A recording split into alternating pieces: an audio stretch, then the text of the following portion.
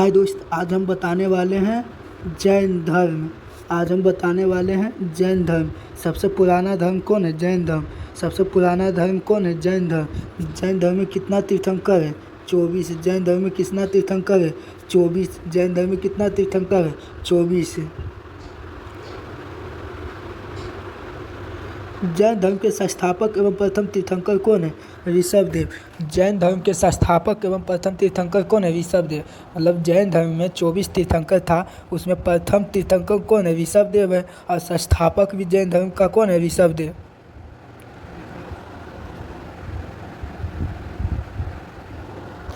जैन धर्म के 23वें तीर्थंकर पार्श्वनाथ थे। मतलब जैन धर्म में 24 है, उसमें पहला है ऋषभदेव और 23वां है पार्श्वनाथ है, जो काशी के इक्ष्वाकु वंशीय राजा अश्वसेन सेन के पुत्र हैं। मतलब पार्श्वनाथ जो 23वां तीर्थंकर था, यह किसका पुत्र है? अश्वसेन के पुत्र है।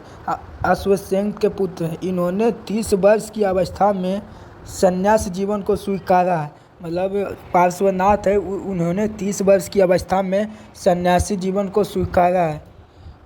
इनके द्वारा दी गई शिक्षा थी, मतलब किसके द्वारा दी गई शिक्षा? पार्श्वनाथ के द्वारा दी गई शिक्षा थी। क्या क्या था? हिंसा ना करना, सदा सत्य बोलना, चोरी ना करना, संपत्ति ना रखना। हिंसा ना करना, सदा सत्य बोलना, चोरी ना करना, संपत्ति ना रखना।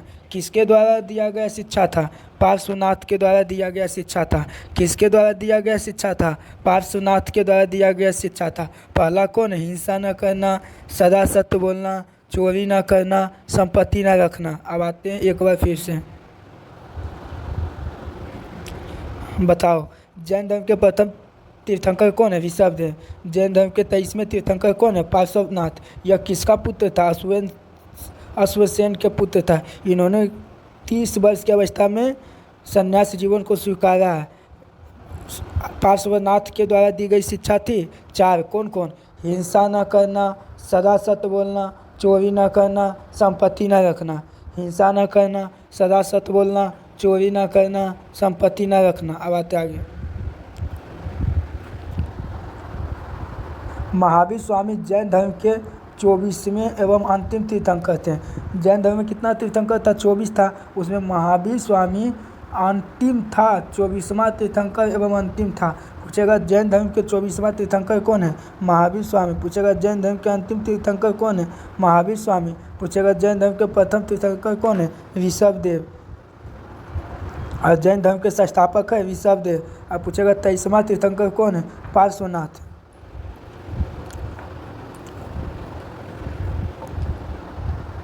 महावीर का जन्म 540 ईसा पूर्व में कुंडल ग्राम वैशाली में हुआ था।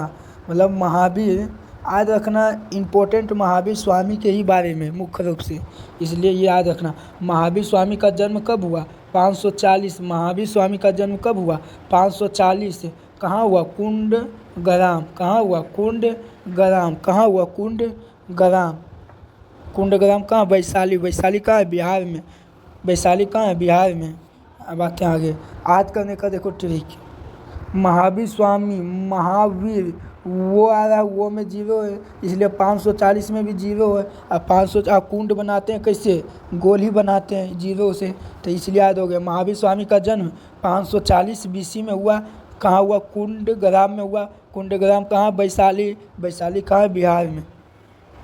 जिसके पिता सिद्धार्थ है। जिसके पिता कौन है? सिद्धार्थ है। महावीर स्वामी का पिता कौन है? सिद्धार्थ। महावीर स्वामी का पिता कौन है? सिद्धार्थ। सिद्धार्थ ज्ञातक कुल के सरदार थे। मतलब सिद्धार्थ जो महावीर स्वामी था, उसका पिता सिद्धार्थ वह ज्ञातक कुल के सरदार थे। और माता त्रिशला लिच्छवी राजा चेटक की बहन थी। माता त्रिशला जो लिच्छवी राजा चेटक की बहन थी। पूछेगा महावीर स्वामी का जन्म कब हुआ? 540 में। कहाँ हुआ? कुंडग्राम वैशाली बिहार में हुआ। उसके पिता का नाम क्या है? सिद्धार्थ। सिद्धार्थ को वहाँ का सरदार था, ज्ञातक कुल का सरदार था। माता कौन था? त्रिशला। किसका बहन था? लिच्छवी राजा चेटक की बहन थी। अब आते आगे।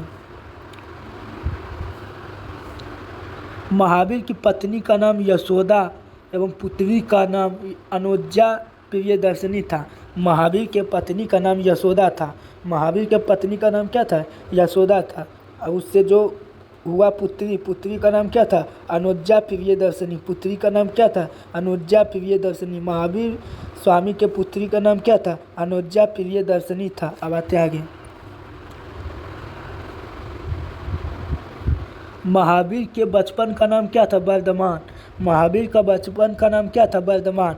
इन्होंने 30 वर्ष की उम्र में माता पिता की मृत्यु के पश्चात, मतलब 30 वर्ष की उम्र में ही इसका माता पिता का मृत्यु हो गया था। यह संन्यास जीवन स्वीकारा था 30 वर्ष की अवस्था में, जो कि बड़े भाई नंदीवर्धन से अनुमति लेकर संन्यास जीवन को स्वीकारा था। मतलब बड़ा भाई से अनुमति लिया कि सन्यासी जीवन जीने के लिए जा रहे हैं, नंदीवर्धन से अनुमति लेकर स्वीकार लिया था। कब गया था? 30 वर्ष की अवस्था में। महावीर स्वामी का बचपन का नाम क्या था? वर्धमान था।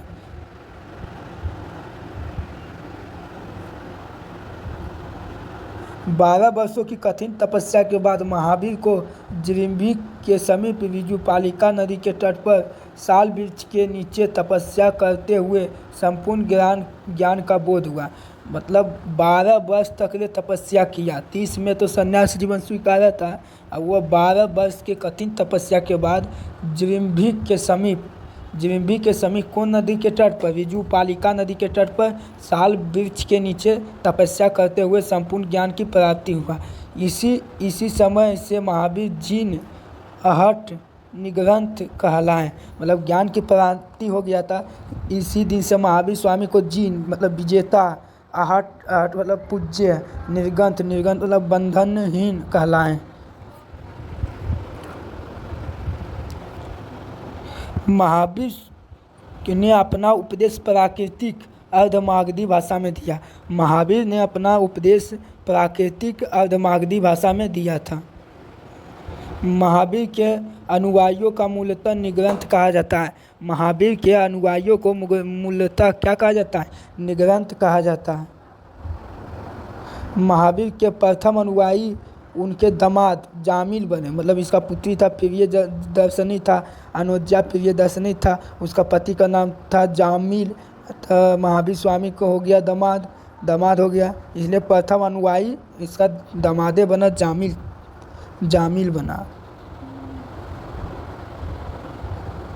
जैन धर्म के प्रथम जैन भिक्षु नरेश दधिवाहन की पुत्री चंपा थी। मतलब प्रथम जैन भिक्षु बना नरेश की दधिवाहन की पुत्री चंपा थी। भिक्षु पूछेगा तो अनुयायी पूछेगा, प्रथम अनुयायी पूछेगा तो जामिल मारेंगे, प्रथम अनुयायी पूछेगा तो जामिल में टिक लगाएंगे। अब भिक्षु पूछेगा मतलब प्रथम जैन भिक्षु पूछेगा तो नरेश दधिवाहन की पुत्री चंपा थी।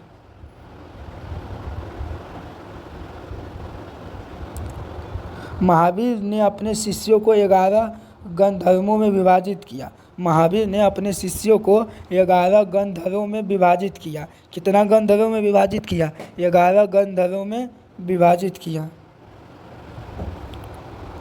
आर्य सुदामा अकेला ऐसा गंधर्व था जो महावीर की मृत्यु के बाद भी जीवित रहा। मतलब 11 गंधर्व था, लेकिन उसमें एक अकेला आर्य सुदामा था जो कि महावीर का मृत्यु हो गया था तब भी वो जीवित था। जैन धर्म का प्रथम थेरा या मुख्य उपदेशक हुआ। स्वामी महावीर के विष्णु संघ की प्रधान चंदना थी। स्वामी महावीर के भिक्षुणी संघ के प्रधान चंदना थी। प्रथम अनुयायी कौन बना था? जामिल बना था। प्रथम जैन भिक्षुणी कौन बना था? चंपा बना था। लेकिन जैन भिक्षुणी का प्रधान कौन था? चंदना था। जैन भिक्षुणी का प्रधान कौन था? चंदना था। आगे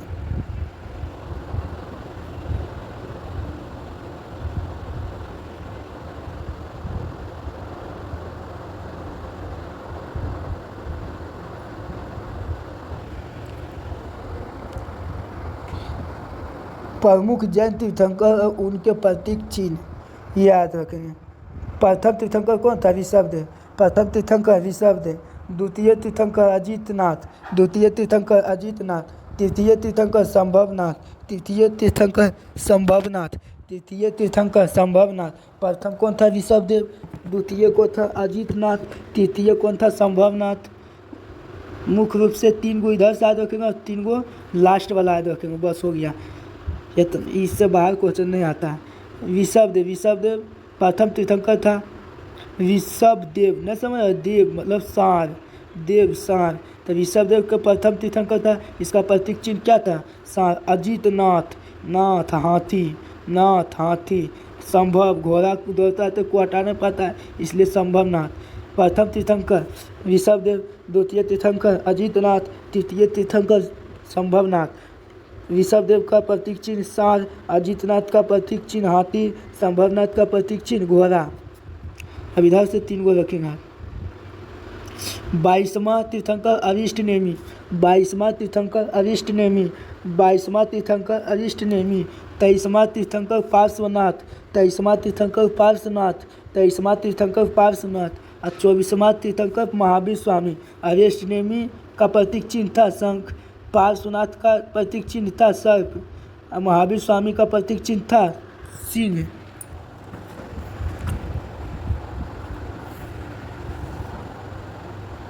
2 जैन तीर्थंकर मतलब ऋषभदेव और अरिष्ट नेमि के नामों का उल्लेख ऋग्वेद में मिलता है। ऋग्वेद में उल्लेख 2 ही तीर्थंकर का मिलता है, ऋषभदेव और अरिष्ट नेमि। अरिष्ट नेमि को भगवान कृष्ण का निकट संबंधित माना गया है। अरिष्ट नेमि को भगवान कृष्ण का निकट संबंधित माना गया है।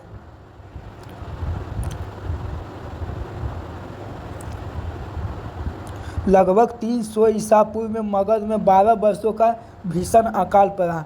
मतलब 300 BC में उस समय मगध साम्राज्य चल रहा था।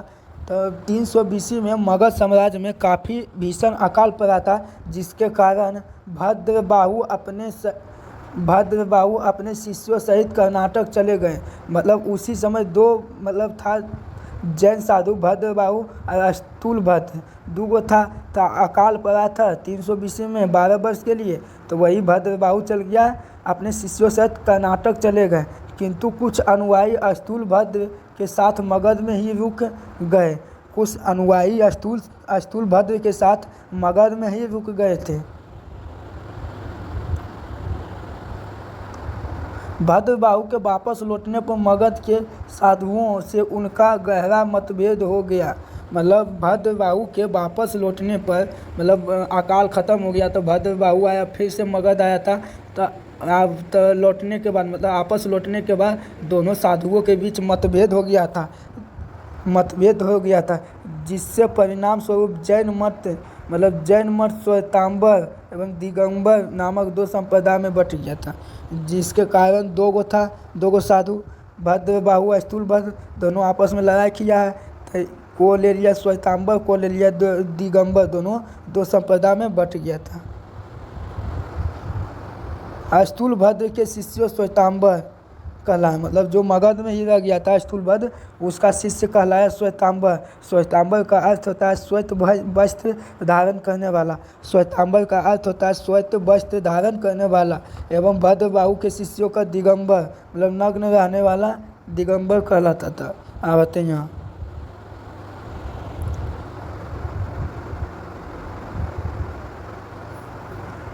श्वेतांबर स्थूलभद्र का था और दिगंबर भद्रबाहु का था। तो इसमें दिगंबर में कहा गया ये 5 निग्रहों का पालन करते हैं: सत्य, अहिंसा, औसत्य, अपिग्रह, ब्रह्मचर्य। लेकिन श्वेतांबर 4 निग्रह को पालन करता था। सत्य, अहिंसा, औसत्य, अपिग्रह, ब्रह्मचर्य को पालन नहीं करता था श्वेतांबर। यह संप्रदाय 6 अनंत पदार्थों का अस्तित्व प्रकट करती है। ये संप्रदाय मतलब श्वेतांबर केवल 5 प्रकार के पदार्थों का अस्तित्व स्वीकार करता था। इसमें महिलाओं तीर्थंकर नहीं हो सकती, मतलब दिगंबर में महिला तीर्थंकर नहीं बन सकती है, लेकिन इसमें श्वेतांबर में महिला तीर्थंकर बन सकती है। श्वेतांबर स्थूलभद्र को कहा जाता था, दिगंबर भद्रबाहु को कहा जाता था। ये मानते थे महावीर ने विवाह नहीं किया, मतलब दिगंबर के अनुसार कहा गया है कि महावीर ने विवाह नहीं किया है, लेकिन श्वेतांबर के अनुसार कहा गया है कि महावीर ने विवाह की और उसने संतान भी थी। ये मानते थे 19वीं तीर्थंकर मल्लीनाथ पुरुष थे, मतलब दिगंबर मानते थे 19वीं तीर्थंकर मल्लीनाथ पुरुष थे, लेकिन ये श्वेतांबर मानते थे कि यह मल्लीनाथ स्त्री थे।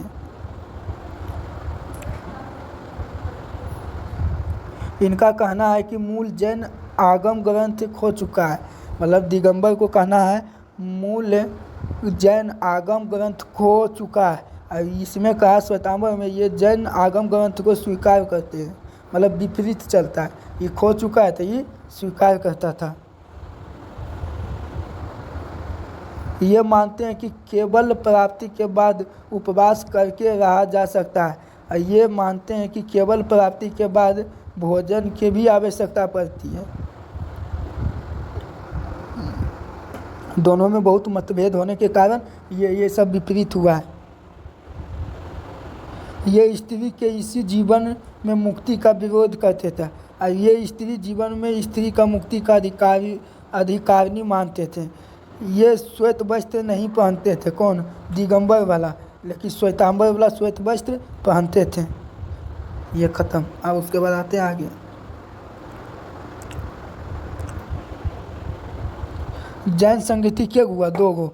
जैन संगीति कै गो हुआ? 2 गो। प्रथम जैन संगीति कहाँ हुआ था? पाटलिपुत्र। प्रथम जैन संगीति कहाँ हुआ था? पाटलिपुत्र। प्रथम जैन संगीति कहाँ हुआ था? पाटलिपुत्र। और द्वितीय जैन संगीति कहाँ हुआ था? वल्लभी, गुजरात। द्वितीय जैन संगीति कहाँ हुआ था? वल्लभी, गुजरात। द्वितीय जैन संगीति कहाँ हुआ था? वल्लभी, गुजरात। प्रथम जैन संगीति कब हुआ था? 300 BC में। प्रथम जैन संगीति कब हुआ था? 300 BC में। प्रथम जैन संगीति कब हुआ था? 300 BC में। और द्वितीय 512 ईस्वी में। द्वितीय 512 ईस्वी में। प्रथम जैन संगीति 300 BC में, उसका अध्यक्ष था अस्तुलभद्र। और द्वितीय जैन संगीति जो 512 में हुआ, उसका अध्यक्ष था क्षमा श्रवण। जैन धर्म के त्रिरत्न, मतलब जैन धर्म के 3 गो रत्न था, जो था सम्यक दर्शन, सम्यक ज्ञान, सम्यक आचरण। सम्यक दर्शन, सम्यक ज्ञान, सम्यक आचरण। सम्यक दर्शन, सम्यक ज्ञान, सम्यक आचरण। त्रिरत्न के अनुशीलन में निम्न 5 महाव्रतों का पालन अनिवार्य है। मतलब ये 3 गो त्रिरत्न था, सम्यक दर्शन, सम्यक ज्ञान, सम्यक आचरण। ये तीनों करने के लिए 5 चीज़ का पालन करना पड़ता था। पहला अहिंसा, सत्य वचन, असत्य, अपिग्रह, ब्रह्मचर्य, इतना था।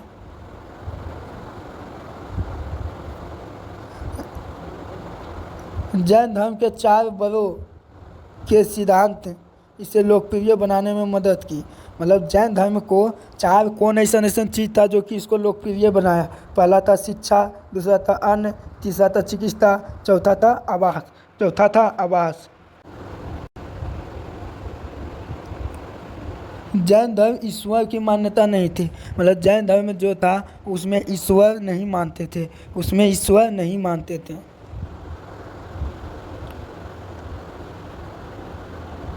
अब लास्ट पेज है, उसके बाद जैन धर्म खत्म।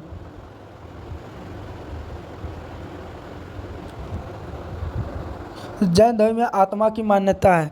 इस जैन धर्म में ईश्वर की मान्यता नहीं है, लेकिन आत्मा की मान्यता है।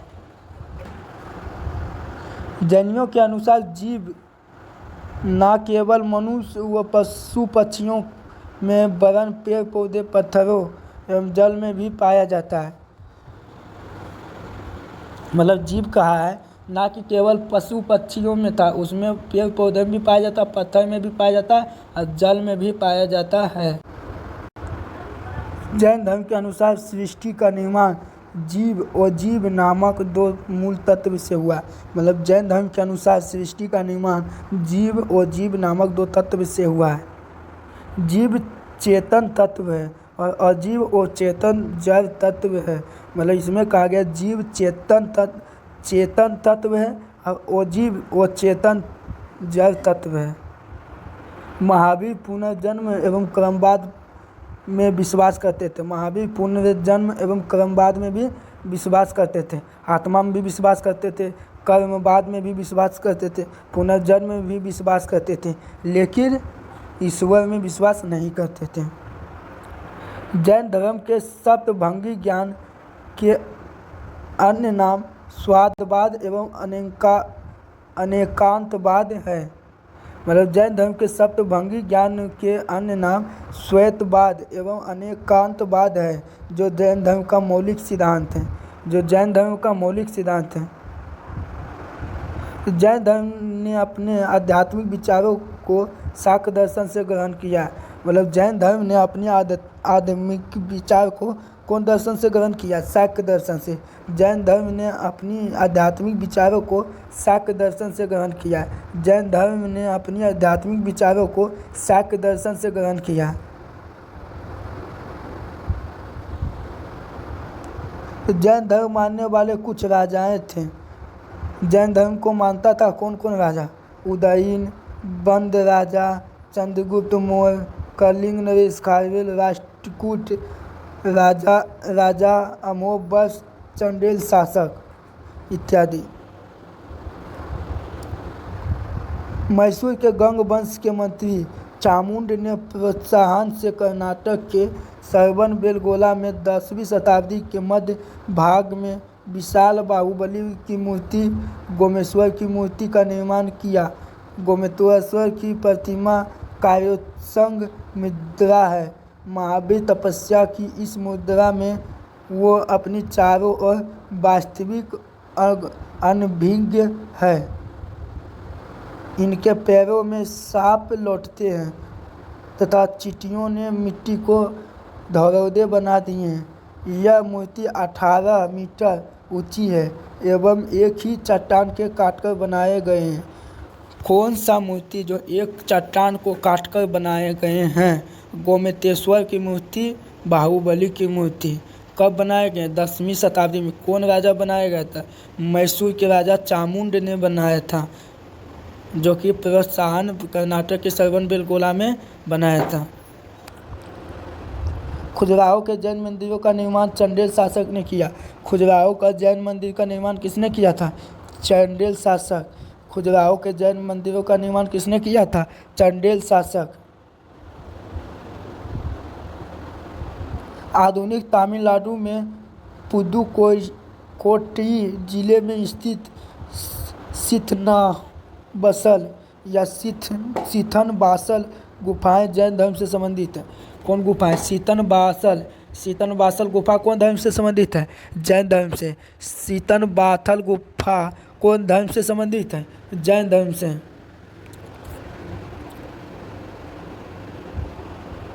मौर्योत्तर युग में मथुरा जैन धर्म का प्रसिद्ध केंद्र था। मौर्योत्तर युग में मथुरा जैन धर्म का प्रसिद्ध केंद्र था। मौर्योत्तर युग में मथुरा जैन धर्म का प्रमुख केंद्र था। मथुरा कला का संबंध जैन धर्म से है। मथुरा कला का संबंध कौन धर्म से? जैन धर्म से। मथुरा कला का संबंध कौन धर्म से है? जैन धर्म से है। मथुरा कला का संबंध कौन जैन धर्म से है? जैन धर्म से है। मथुरा कला का संबंध कौन धर्म से है? जैन धर्म से है।